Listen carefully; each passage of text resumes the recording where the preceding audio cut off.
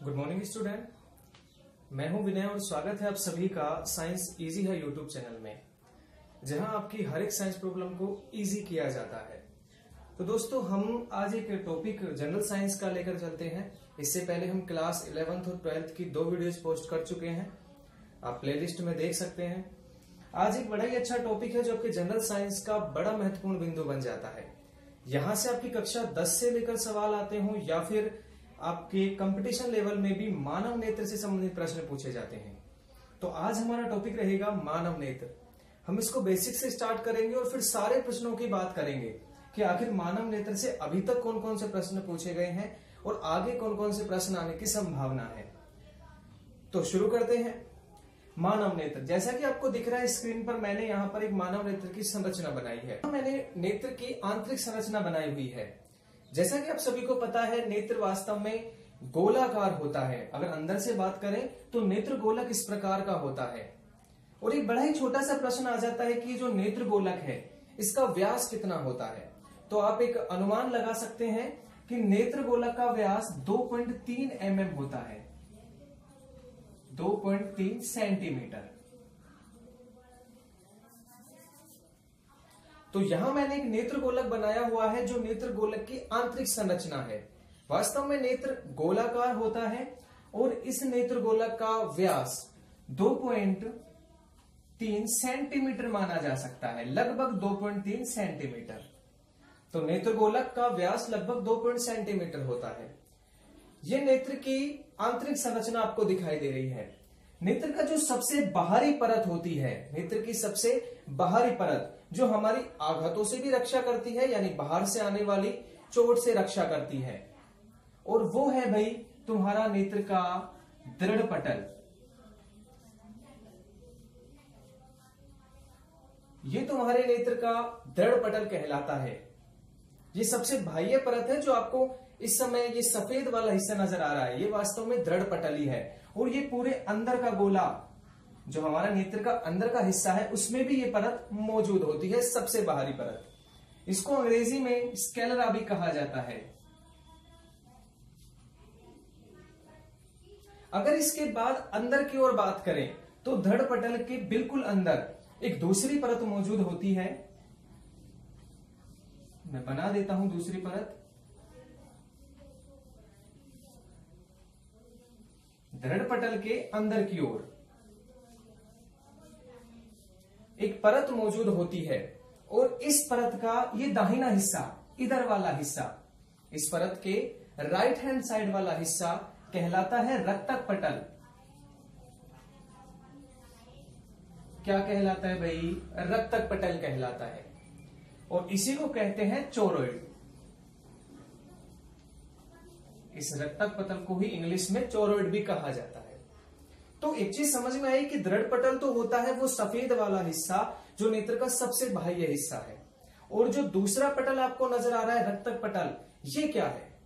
तो ये वास्तव में वही भाग है जब आपकी आंखों में कुछ मच्छर वगैरह चले जाते हैं और आप आंखों को इस तरीके से मलते हैं, तो मलते ही आंखें लाल हो जाती हैं और आंखों में कुछ इस तरीके से लाल दरारें नजर आने लगती हैं। ये वास्तव में दरारें नहीं, ये ऐसी मांसपेशियां हैं जिनमें रक्त भरा होता है। तो नेत्र की वे मांसपेशियां या नेत्र का वह स्थान जहां रक्त संचरण किया जाता है, नेत्र को जहां से रक्त प्राप्त होता है, वही क्या कहलाता है? तुम्हारा रक्तक पटल। नाम से ही पता चल रहा है ये तुम्हारा रक्तक पटल कहलाता है। तो 2 पटलों की बात हो गई। दृढ़ पटल नेत्र का सबसे बाह्य हिस्सा, कठोर होता है, बाहरी आघातों से रक्षा करता है। रक्तक पटल जिसमें नेत्र के लिए ब्लड सर्कुलेट किया जाता है, रक्तक पटल। अब इसके अंदर वाले हिस्से की बात करें, मैंने अभी अभी आपसे कहा था कि इसका राइट वाला हिस्सा है। अगर इसके अंदर वाले हिस्से की बात करें तो ये कहलाता है रेटिना, और ये नेत्र का सबसे महत्वपूर्ण हिस्सा होता है, रेटिना। इसकी पूरी व्याख्या अभी मैं जस्ट आगे से स्टार्ट करने के बाद करूंगा, लेकिन अभी आप इतना याद रखें कि ये रक्तक पटल के अंदर वाला हिस्सा है और इसको क्या कहते हैं भाई? रेटिना। ये काम करता है आपके नेत्र की फोटो फिल्म का, यानी जब भी कोई वस्तु आपके नेत्र के सामने रखी है तो उसकी जो फोटो बनती है, उसका जो प्रतिबिंब बनता है वो किस पर बनता है भाई? रेटिना पर बनता है। तो यहां हमने नेत्र के 3 बिंदुओं को लिखा। सबसे बाहरी परत दृढ़ पटल, उसके अंदर की पटल रक्तक पटल, और ये आपके रेटिना, जिस पर आपकी फोटोफिल्म बनती है। कोई भी प्रतिबिंब इसी पर बनता है। अब मैं नेत्र के आगे के हिस्से की ओर चलता हूं भाई। जहां आपको ये ब्लैक सा नजर आता है गोला, यही नेत्र का आगे का हिस्सा कहूंगा मैं। तो मैं यहां पर एक और आकृति बनाना चाहूंगा। ये नेत्र का बाह्यतम संरचना आपको नजर आ रही है। तो यहां मैंने नेत्र की बाह्यतम संरचना बनाई है। क्या कमी है क्या? हाँ भाई कमी है। इसमें एक ये छोटा गोला और होता है। तो ये होता है तुम्हारा नेत्र। ठीक है भाई, ऐसा ही नजर आता है ना हमें नेत्र बाहर से, तो बिल्कुल ऐसा ही नजर आता है। तो अब हम बात करेंगे नेत्र के इसी गोले के बारे में जो आगे की तरफ का है। भाई जब भी कोई वस्तु का प्रकाश पड़ता है तो सबसे पहले वो इस हिस्से पर पड़ता है, इस हिस्से पर। और आपको बता देता हूं जो बाहर की तरफ है, इस गोले के, इस पूरे बड़े गोले के बाहर एक परत मौजूद होती है, और ये परत होती है बिल्कुल पारदर्शी, एक खिड़की के समान। इसीलिए इसको नेत्र की खिड़की भी कह सकते हैं, नेत्र का प्रवेश द्वार भी कह सकते हैं, जहां से सारा का सारा प्रकाश आपके नेत्र में प्रवेश करता है सबसे पहले। और ये परत आपकी कहलाती है, इस परत की बात कर रहा हूं मैंने, इस गोले की बात नहीं की है। यहां पर सबसे बाहरी परत, ये तो परत तो पिछले हिस्से में मौजूद है। जो आपका सफेद वाला भाग है उस हिस्से में ये परत मौजूद होती है, जो आपको 3 परत मैंने बताई है। और अगर नेत्र के आगे की बात करें तो यहां सबसे बाह्यतम परत एक खिड़की है, एक पारदर्शी खिड़की है। और इस पारदर्शी खिड़की को कहते हैं भाई, यहीं पर बता रहा हूं मैं, कॉर्निया। क्या कहते हैं इसको? कॉर्निया। और आप सभी जानते होंगे कि जब भी नेत्रदान किया जाता है तो नेत्र का यही भाग दान दिया जाता है, कॉर्निया। एग्जाम में कई बार यह प्रश्न पूछा गया है कि नेत्रदान के दौरान नेत्र का किस भाग दान में दिया जाता है, किस भाग को दान किया जाता है। तो भाई किसको किया जाता है? कॉर्निया को किया जाता है। बिल्कुल सही। चलिए आगे चलते हैं। इसके बाद हम बात करते हैं जब प्रकाश कॉर्निया में चला गया, यानी नेत्र की जो बाह्यतम परत है ना ब्लैक, उसके बाहर भी एक पन्नी है, आप उसे एक पन्नी की तरह मान सकते हैं, पारदर्शी परत है। अब इस पारदर्शी परत से होता हुआ प्रकाश कहां जाएगा भाई? इसके ऊपर जाएगा। ये जो बड़ा गोला है इसके ऊपर जाएगा। लेकिन ये बड़ा गोला किसी भी प्रकार से जो प्रकाश है ना वो अपने अंदर से नहीं जाने देता, केवल इस छोटे हिस्से में से जाने देता है। तो ये क्या कर रहा है भाई? इस छोटे गोले की रक्षा कर रहा है। तो छोटा गोला को तो कहलाता है आपका पुतली। छोटा जो गोला आपको नजर आता है नेत्र में वो तो आपका कहलाता है पुतली, जिसको अपन पुपिल कहते हैं भाई। और जो आपका नेत्र का बाहर का गोला है, बड़ा वाला गोला, ये तुम्हारा कहलाता है भाई आइरिस। क्या कहलाता है? आइरिस। और इस आइरिस को परितारिका भी हम कह देते हैं। तो बिल्कुल समझ में आपको आ गया होगा कि भाई नेत्र की सबसे बाह्यतम परत जो एक खिड़की के रूप में काम कर रही है वो तो कॉर्निया है। अब इस कॉर्निया के अंदर की तरफ ये वाली संरचना, जो बड़ा गोला नजर आता है, यही क्या है भाई? तुम्हारी आइरिस। अब भाई हमने देखा किसी की आंखें तो होती हैं भाई भूरी, किसी की प्योर ब्लैक, और किसी की हल्की सी नागिन वाली आंखें। देखी है ना आपने? हाँ बिल्कुल देखी है सर। तो देखो भाई ये जो आंखों का रंग आपको नजर आता है, किसी की भूरी, किसी की ब्लैक, किसी की ब्लू नजरें, तो ये जो नजरें हैं भाई, ये जो आंखें हैं, यही तो है। बिल्कुल। तो ये आंखों का जो रंग आपको नजर आता है वो किसकी वजह से नजर आता है भाई? आइरिस की वजह से। तो आइरिस वास्तव में कोई बड़ा काम नहीं कर रहा। एक काम तो इसका ये हो गया कि ये आंखों को रंग प्रदान करता है। इसके अलावा हर एक व्यक्ति की आंख बिल्कुल समान होती है, केवल इसकी वजह से ही रंगों में अंतर आता है। तो एग्जाम में पूछ ले आंखों का रंग किसकी वजह से होता है भाई? आइरिस की वजह से होता है। ठीक है दोस्तों, चलिए आगे चलते हैं। अब बात करी पुतली की, तो पुतली ही सबसे महत्वपूर्ण हिस्सा है भाई नेत्र का, जहां से प्रकाश कॉर्निया में से होकर कहां जाता है भाई? पुतली के अंदर जाता है। मैंने अभी आपको बताया कि आइरिस के अंदर कोई प्रकाश नहीं जाता, आइरिस के बीच में से प्रकाश गुजरता है। और बीचों बीच कौन स्थित है? पुतली स्थित है। यानी जब भी प्रकाश कॉर्निया से होकर गुजरेगा तो सारा प्रकाश किसके ऊपर पड़ने वाला है भाई? पुतली के ऊपर। अब भाई क्या होता है, अंधेरे में हम गए और अंधेरे में हमने देखा कि कुछ नजर नहीं आ रहा, तो हम आंखों को कर लेते हैं बड़ी, तो भाई क्या बड़ा हो जाएगा, पुतली बड़ी हो जाएगी। जैसे ही हम गए धूप में, हमने धूप में आंखों को कर लिया छोटा, तो आंखों को छोटा करने का मतलब आपने किसको छोटा कर लिया भाई, पुतली को छोटा। तो अत्यधिक प्रकाश में पुतली छोटी हो जाती है और कम प्रकाश में पुतली बड़ी हो जाती है। ये काम कौन करवाता है पुतली से, ये काम भी भाई आयरिस ही करवाती है। परितारिका ही पुतली को एडजस्ट करने का काम भी करती है। तो एग्जाम में आपसे अगर पूछ लेता है कि बताइए पुतली को एडजस्ट करने का काम कौन करता है, तो भाई पुतली को एडजस्ट भी कौन करती है, आयरिस या परितारिका ही करती है। तो आई बात समझ में। सबसे पहले प्रकाश कार्निया में गया, कार्निया से होकर प्रकाश आयरिस पर जाना चाहता था, लेकिन आयरिस प्रकाश को अपने ऊपर रुकने नहीं देता। केवल ये गोला ही है जो प्रकाश को अंदर ले जाता है। और ये पुतली हर एक व्यक्ति में काले रंग की ही होती है भाई, इसका रंग ब्लैक ही होता है। और ये ब्लैक रंग हमारे बहुत काम का है। कैसे भाई, जो ये ब्लैक रंग है ये सारे के सारे रंगों को अवशोषित कर लेता है। आप जानते हैं कि काला रंग सबसे अच्छा अवशोषक होता है, तो ये सारे रंगों को क्या कर लेता है, अवशोषित। इसीलिए कोई भी प्रकाश यहां से टकराकर बाहर नहीं जाएगा, मजबूरन उसे अंदर ही आना पड़ेगा। आई बात समझ में। तो इसीलिए पुतली का रंग हर किसी में काला होता है, लेकिन आयरिस अलग अलग हो सकता है। चलो भाई, प्रकाश यहां से तो हो गया पार। अब प्रकाश को जाना है इसके अंदर। क्या है भाई ये, क्या, बिल्कुल सही, ये है तुम्हारा नेत्र लेंस, यानी नेत्र का लेंस। जैसे ही प्रकाश यहां से गुजरता है, पुतली में से होकर अंदर जाता है, कोई भी वस्तु का प्रकाश अंदर जाने की कोशिश करता है, तो यहां से यहां इसको पहुंचना है। और ये क्या है भाई, तुम्हारा नेत्र लेंस। और इस नेत्र लेंस का कौन सा प्रकृति होती है भाई, उत्तल अवतल। कैसा होता है ये, बिल्कुल सही, ये उत्तल होता है।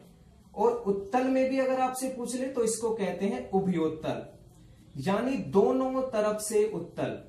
उभयोत्तल का मतलब होता है भाई इधर से भी उत्तल, उधर से भी उत्तल, दोनों तरफ से उत्तल लेंस होता है नेत्र लेंस में। और ये वास्तव में उतने अपवर्तनांक का नहीं होता जैसे तुम्हारे चश्मे होते हैं, ये तुम्हारे जल के अपवर्तनांक के समान होता है, 1.33। इसका अपवर्तनांक कितना होता है, 1.33, यानी इसीलिए ये आंखों में चुभता नहीं है, मान सकते हो तुम। तो इस उभयतल लेंस में प्रकाश को आना है। यहां पर एक जल भरा हुआ, यहां पर एक द्रव भरा होता है, और इसी को कहते हैं अपन कौन सा द्रव, जलीय द्रव। जलीय द्रव, ये जलीय द्रव भी इसी अपवर्तनांक का होता है 1.33 का, और ये आपको प्राप्त होता है आंसुओं के रूप में। ये नमकीन द्रव है, और जब भी हम आंसू निकलते हैं आंखों से, तो आंखों से आंसू इसी वजह से निकलते हैं भाई। ये जो जलीय द्रव है ये इकट्ठा होता है।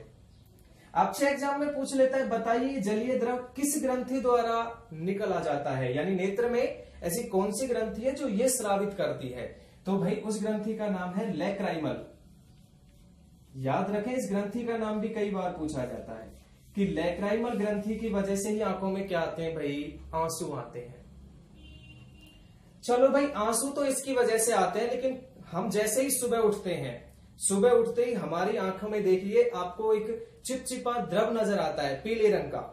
वो द्रव कहां से आता है, बिल्कुल गलत, वो इसकी सहायता से नहीं आता, वो दूसरी ग्रंथि की वजह से आता है, और उस ग्रंथि का नाम है भाई मायोबोमियम। तो एग्जाम में आपको दो ग्रंथियां याद करनी है बस आंखों से संबंधित, एक ग्रंथि तो मायोबोमियम और दूसरी ग्रंथि लैक्राइमल। आंसुओं के लिए तो लैक्राइमल उत्तरदायी है, और उस पीले चिपचिपे अपशिष्ट द्रव के लिए मायोबियम उत्तरदायी है। ठीक है, याद हो जाएगा। चलिए आगे चलते हैं भाई। तो हम पहुंच गए थे नेत्र लेंस तक। यहां से इस द्रव में से होता हुआ प्रकाश पहुंचता है भाई तुम्हारे नेत्र लेंस पर, और जैसे ही नेत्र लेंस पर प्रकाश पहुंचता है तो लेंस का तो काम ही है प्रकाश को अपवर्तित कर देना। कौन सी घटना होती है भाई नेत्र के अंदर, अपवर्तन होता है, इस बात को आप जरूर याद रखें। तो इस अपवर्तन के कारण ही वस्तु का प्रतिबिंब बनता है। यहां मान लीजिए यहां से सीधी रेखा में प्रकाश आ रहा था, तो यहां पर बन गया वस्तु का प्रतिबिंब। अब वस्तु का प्रतिबिंब किस पर बना है भाई, यस, रेटिना पर। तो बात आ गई समझ में। यही तो कहा था शुरू में कि किसी भी वस्तु का प्रतिबिंब किस पर बनता है भाई, रेटिना पर। और कैसा प्रतिबिंब बनता है, सदैव उल्टा। सदैव प्रतिबिंब बनता है भाई उल्टा। लेकिन ये उल्टा प्रतिबिंब जब दृक तंत्रिकाओं के सहारे, ये कौन सी तंत्रिकाएं हैं भाई, ये है तुम्हारी दृक तंत्रिकाएं। ये दृक तंत्रिकाएं वास्तव में जो आपके ये संकेत है, प्रतिबिंब है, इसको विद्युत संकेत में बदलकर कहां पहुंचाती है, मस्तिष्क में। और जो उल्टा प्रतिबिंब बना है उसको मस्तिष्क क्या कर लेता है भाई, सीधा करके पड़ता है, इसीलिए वस्तुएं सीधी नजर आती हैं। तो रेटिना पर उल्टा प्रतिबिंब बना और उल्टा प्रतिबिंब दृक तंत्रिकाओं की सहायता से विद्युत संकेत में बदलकर मस्तिष्क में चला गया। और मस्तिष्क में अगर उससे संबंधित कोई इमेज हमारे पास है तो वो आपको नजर आ जाएगी। यहां आपको नजर आ गया प्रतिबिंब। और ये जो बीच में जो खाली जगह पड़ी हुई है भाई, ये जो खाली स्थान है, ये है भाई द्रव, और इस द्रव को कहते हैं नेत्रोद।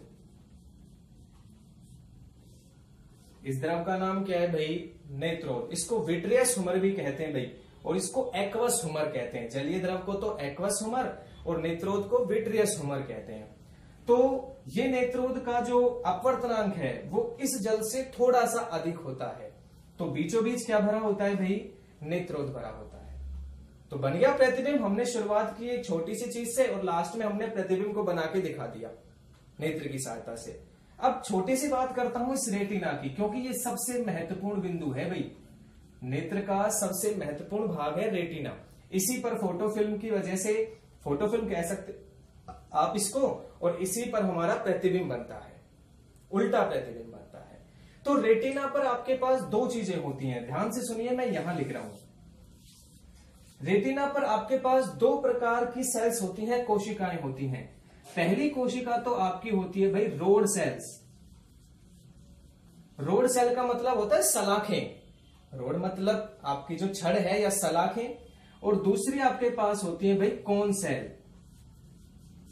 कोन सेल यानी शंकु सेल। कोन में शंकु, तो रोड सेल और शंकु सेल आपके पास होती हैं किसके अंदर, रेटिना के अंदर। एग्जाम में हजारों बार ये प्रश्न पूछा जाता है कि जो रोड सेल है वो क्या काम करती है, जो कोन सेल है वो क्या काम करती है। तो गौर से सुनिए इस चीज को भाई।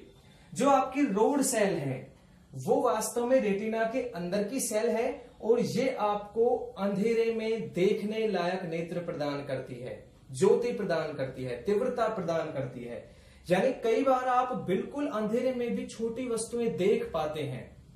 आप अंधेरे में छोटी वस्तुएं देख पाते हैं, वो किसके कारण संभव है भाई, वो केवल रोड सेल के कारण संभव है। आई समझ में। और यदि बात करूं कलर को देख लेना, यानी आपके जो कलर्स होते हैं उनको पहचानने की क्षमता, अत्यधिक प्रकाश में भी कलर को पहचान लेना, वो किसके कारण संभव है भाई, कोन सेल के कारण संभव है। यानी शंकु सेल तो आपको रंग के लिए उत्तरदायी है, और आपका जो रोड सेल है वो अंधेरे में दृष्टि के लिए उत्तरदायी है। ठीक है भाई, अंधेरे में दृष्टि प्रदान करती है रोड सेल, कोन सेल आपको रंग के लिए उत्तरदायी है। तो एग्जाम में आपसे पूछ लेता है, बताइए कि भाई उल्लू को रात में साफ नजर आ जाता है क्योंकि उसके नेत्र में कौन सी सेलों की अधिकता है, रोड सेल या कोन सेल। रात्रि में स्पष्ट नजर आना, बिल्कुल सही, रोड सेल। ये रोड सेल के कारण ये, और वास्तव में उल्लू के अंदर सामान्य मानव से 3 से 4 गुना रोड सेल उपस्थित होती हैं, सलाखाएं उपस्थित होती हैं। इसी कारण वो रात्रि में भी आसानी से देख पाते हैं। और रंगों को पहचानने की क्षमता कोन सेल। भाई जो बच्चा होता है छोटा, वो प्रारंभ में रंगों को नहीं पहचान पाता, यानी उसके अंदर होती है वर्णांधता। क्या होती है भाई, वर्णांधता, यानी रंगों को नहीं पहचान पाना। तो इस कारण होता है क्योंकि उसके नेत्र में उस समय कोन सेल की संख्या बहुत कम होती है। ठीक है, तो ये चीजें हमने पढ़ी भाई, रोड सेल और कोन सेल। और भाई आपको एक जरा सी बात और बता देता हूं कि इस रोड सेल के अंदर ही एक रेडोप्सिन पाया जाता है, इसको आप एंजाइम भी कह सकते हो। ये जो रेडोप्सिन है ये जनित होता है आपके विटामिन ए से, यानी जितना आप विटामिन ए का जो सामग्री है वो लेंगे अपने आहार में, उतना ही रेडोप्सिन आपका बनेगा। और रेडोप्सिन बनेगा तो आपका रोड सेल जनरेट होगा, रोड सेल की संख्या बढ़ेगी, यानी आपके अंधेरे में देखने की क्षमता बढ़ेगी। अरे भाई इसीलिए तो कहते हैं कि रतौंधी रोग किसकी कमी से होता है भाई? रतौंधी रोग विटामिन ए की कमी से होता है। क्यों? क्योंकि विटामिन ए की कमी से रेडोप्सिन में कमी आती है, रोड सेल में कमी आती है और फिर अंधेरे में दृष्टि में भी कमी आती है। आ गई बात समझ में? तो ये रहा आपका पूरा मानव नेत्र। इसको एक बार फिर से मैं समझा देता हूं जल्दी जल्दी में। आपको अगर कोई भी सवाल है तो मुझे कमेंट बॉक्स में कमेंट कर देना। चलिए एक बार फिर से समझा देता हूं। भाई ये हमारा मानव नेत्र है। इस मानव नेत्र के गोलक का व्यास लगभग 2.3 सेंटीमीटर होता है। इसका जो सबसे बाह्यतम परत है भाई वो आपका दृढ़ पटल कहलाती है और दृढ़ पटल आपका सबसे बाह्यतम परत है। बहुत ज्यादा कठोर भी होता है। दूसरी बात करें तो दूसरी परत अंदर की ओर से आपकी रक्तक पटल कहलाती है, जो आपकी रक्त की मांसपेशियों के लिए उत्तरदायी है, जिसको चोरोइड भी कहते हैं। इसके अंदर वाली परत रेटिना कहलाती है और वो रेटिना आपका किसके लिए उत्तरदायी है भाई? फोटो फिल्म के लिए उत्तरदायी है। चलिए आपको इसके बाद हमने बात की कि जो सबसे बाहर वाला हिस्सा है, जो सबसे बाहर वाला हिस्सा है नेत्र का, वो आपका कॉर्निया कहलाता है आगे की ओर से, और ये नेत्रदान में दान किया जाता है। कॉर्निया एक खिड़की के रूप में भी काम करता है।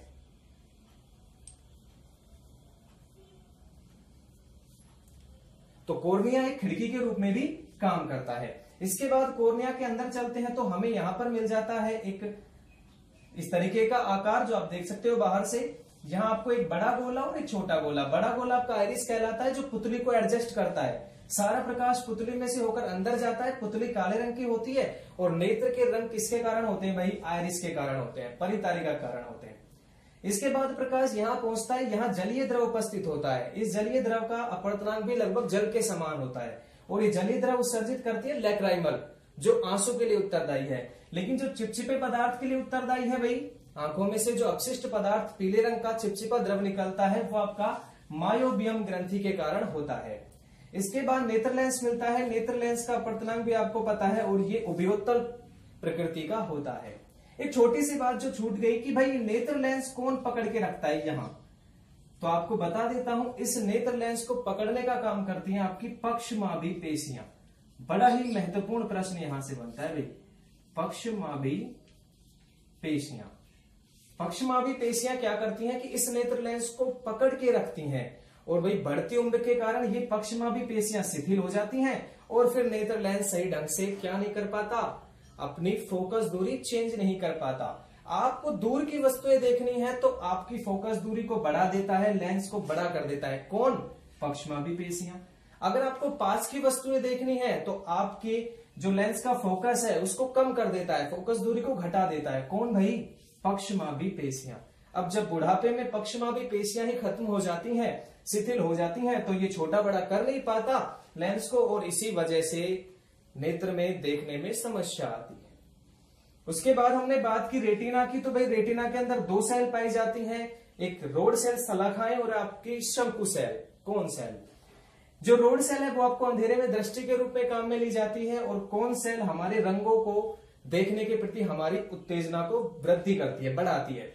जो रोड सेल है उसके अंदर रेडोप्सिन एंजाइम की मात्रा होती है और ये रेडोप्सिन विटामिन ए से प्राप्त होता है। अगर इसकी कमी हो जाती है तो हमें रतौंधी रोग हो जाता है। ठीक है, तो ये रहा आपका ह्यूमन आई। आपको कैसा लगा? आपको क्या समझ आई वीडियो? आप किसी भी भाग के बारे में जानना चाहते हो तो कमेंट बॉक्स में कमेंट करें। अगर ऐसी वीडियो और देखना चाहते हैं तो मेरे चैनल को सब्सक्राइब करें।